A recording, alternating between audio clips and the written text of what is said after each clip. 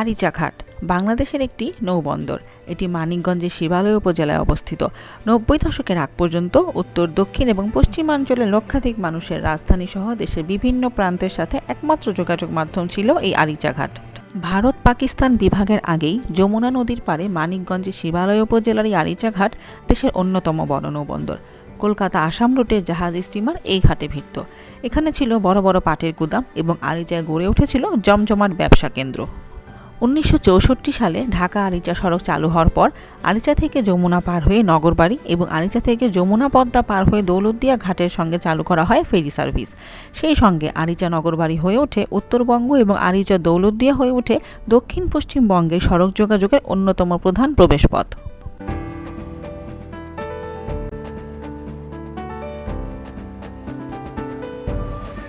১৯৬৩ সালে ৩১ মার্চ কর্ণফুলী নামে একটি ফেরি সার্ভিস দিয়ে আরিচা দৌলতদিয়া নৌঘাটের যাত্রা শুরু হয়। স্বাধীনতার পর আরিচা ঘাট দেশের অন্যতম গুরুত্বপূর্ণ নৌযোগাযোগ মাধ্যম হয়ে ওঠে এবং নৌবন্দরের স্বীকৃতি পায়। গড়ে ৩,০০০ যানবাহন এবং ৫০,০০০ মানুষ পারাপার হতো এই ঘাট দিয়ে।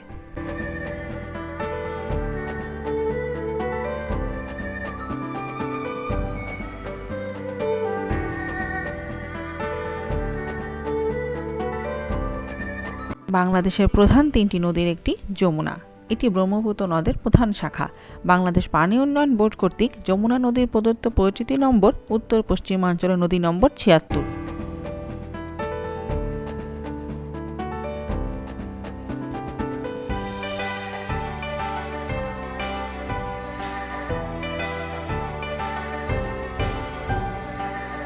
যমুনা গোয়ালন্দের কাছে পদ্মা নদীর সাথে মিশেছে। এর পূর্ব নাম জোনাই। ১৭৮৭ সালে ভূমিকম্পে যমুনা নদী সৃষ্টি হয়, যা রাজশাহী অঞ্চল ও ঢাকা অঞ্চল আলাদা হয়। উৎপত্তি স্থল হতে এর দৈর্ঘ্য ২৪০ কিলোমিটার। যমুনা নদীর সর্বাধিক প্রস্থ ১২,০০০ মিটার। যমুনার প্রধান উপনদীগুলো হলো তিস্তা, ধরলা, করতোয়া, আত্রাই, সুবর্ণশ্রী। করতোয়া যমুনার দীর্ঘতম এবং বৃহত্তম উপনদী। বাংলাদেশে অবস্থিত যমুনার প্রবাহপথের অধিকাংশ স্থানেই অসংখ্য চর গড়ে উঠেছে, যেগুলো বর্ষা ঋতুতে ডুবে যাওয়ার ফলে নদীটি একটি একক খাতে পরিণত হয়। এভাবে শুধুমাত্র প্রশস্ততার কারণে নদীটি বিশ্বের অন্যতম একটি গুরুত্বপূর্ণ নদীতে পরিণত হয়েছে। শীত এলেই নদীর বুক জুড়ে জেগে ওঠে চর ও আবাদি জমি। এসব জমিতে বিভিন্ন ফসলের চাষাবাদ করা হয়। ভরা মৌসুমে যেখানে পানিতে ভরপুর ছিল, আজ সেখানেই জেগে উঠেছে হাজার হাজার একর ফসলি জমি। জেগে ওঠা এই জমির মালিকেরা বালুচরে বাদাম, কলাই, সরিষা, ভুট্টা সহ বিভিন্ন ফসলের চাষাবাদ করছেন।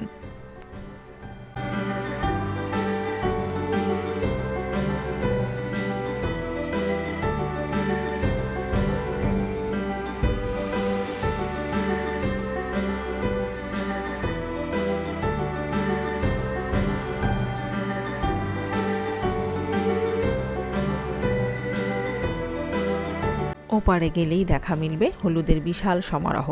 ঝলমলে রোদের খেলা এখন দিগন্ত বিস্তৃত হলদে বরণ সরিষার ফুলে ফুলে। দিগন্ত জোড়া হলুদ রঙের সেই সরিষা ফুলের সৌন্দর্য মুগ্ধ করবে সবাইকে।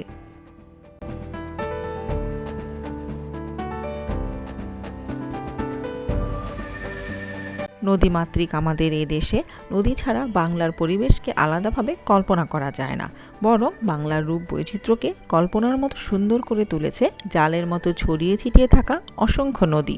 সূর্যাস্তের সাথে সাথে শেষ হলো নদী ভ্রমণের এক অসাধারণ অভিজ্ঞতা।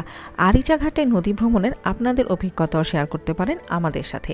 আজকের ভিডিওটি ভালো লাগলে লাইক, কমেন্ট এবং সাবস্ক্রাইব করে সাথে থাকবেন।